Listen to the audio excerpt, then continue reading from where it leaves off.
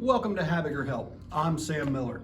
Today I'd like to discuss how does a printed circuit board that's installed in the furnace know what to do to operate the unit, how to run the blower, what the CFM is supposed to be.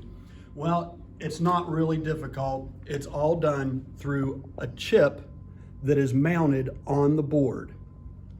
That chip is located here on this furnace, this 986, at the upper left-hand corner.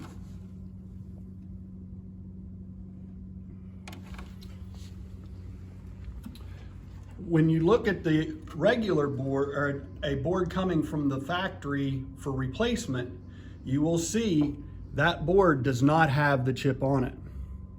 We have to remove the chip from the old board